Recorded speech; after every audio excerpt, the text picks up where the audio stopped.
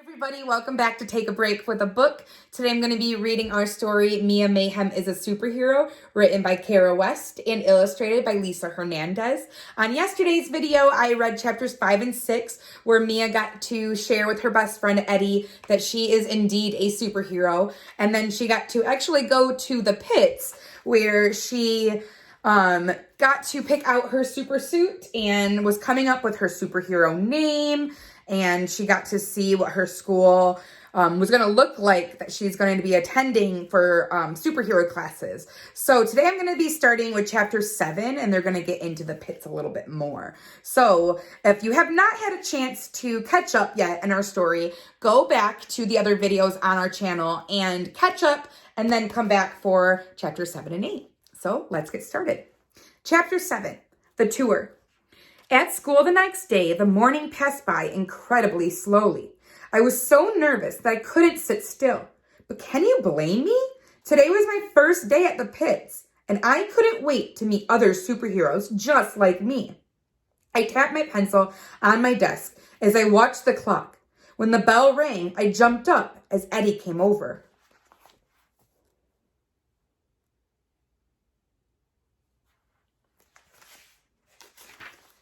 It was going to be weird not going home together, but I promised to tell him all about it.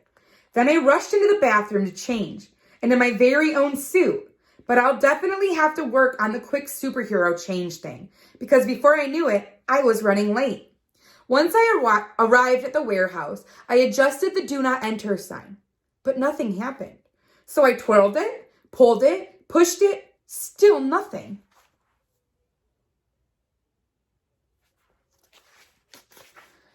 I stood there totally confused until someone tapped me on the shoulder.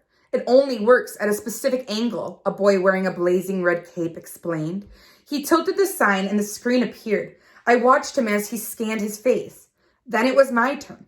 I did exactly as he did, and thankfully it worked. Dr. Superb was waiting for me inside. "Ah, you two have already met," she exclaimed.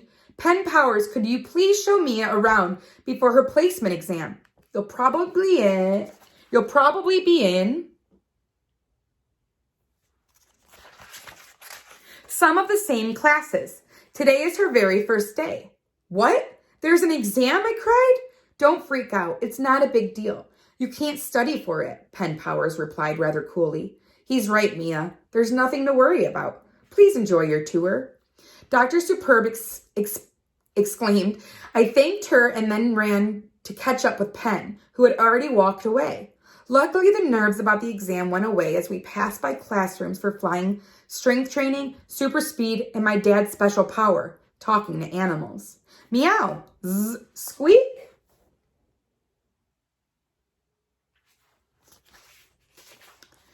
The building was 5 identical floors with hallways that led back to the compass.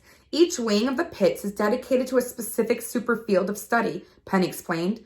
Beginning level classes are on the first floor and Grandmaster studies are at the top.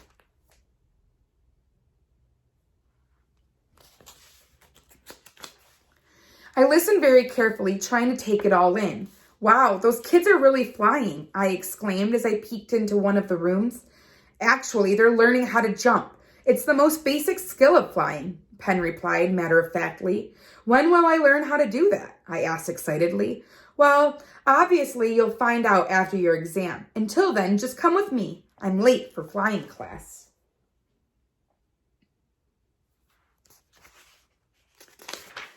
Chapter 8, Professor Wingham's Flying Class. "What's on the 3rd floor?" I asked as we rushed into the glass elevator. "All advanced courses," he replied. "Most kids our age are on the 2nd floor in junior level classes. But I'm a super flyer." "Wow, did you hear that? He must really be talented."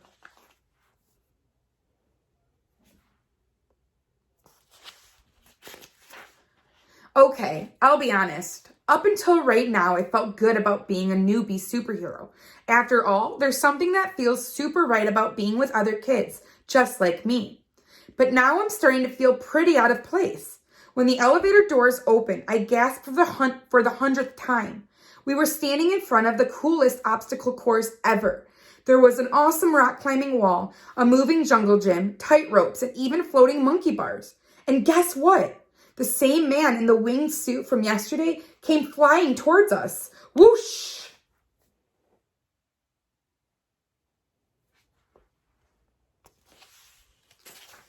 Hello, you must be Mia. Dr. Superb told me that Penn was taking you around, he said warmly. My name is Professor Wingham. As he landed to shake my hand, Penn flew off to join the rest of the kids. I watched in awe as Penn dove through hoops, spun around poles, and glided above the water. Not bad, eh? Professor Wingham asked proudly. Penn is a natural. I nodded my head in disbelief.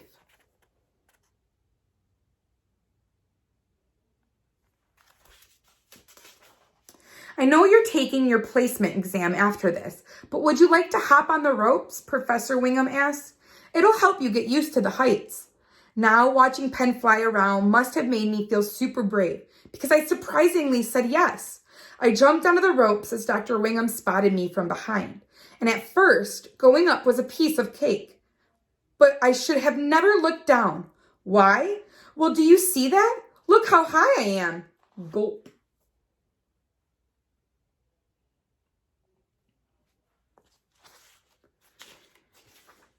Worst idea ever. Thankfully, though, it reminded me of a time I got stuck at the top of a Ferris wheel.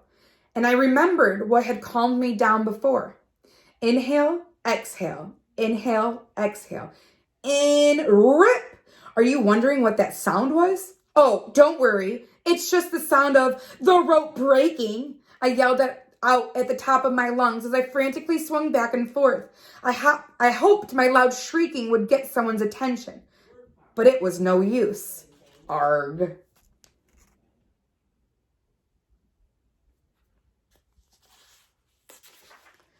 I was about to fall 20 feet, and no one could hear me. I shut my eyes and braced myself for the worst. A horrible, nauseating feeling in my stomach grew bigger and bigger, until suddenly, like magic, it disappeared. Someone had come to the rescue. I relaxed as we flew around in a circle. I was even enjoying the ride, until I opened my eyes. I couldn't believe I was being carried to safety by Penn Powers. How embarrassing.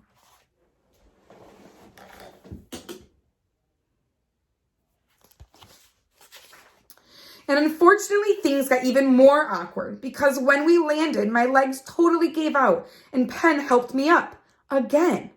Then he proudly took a bow as everyone burst into applause. Hooray!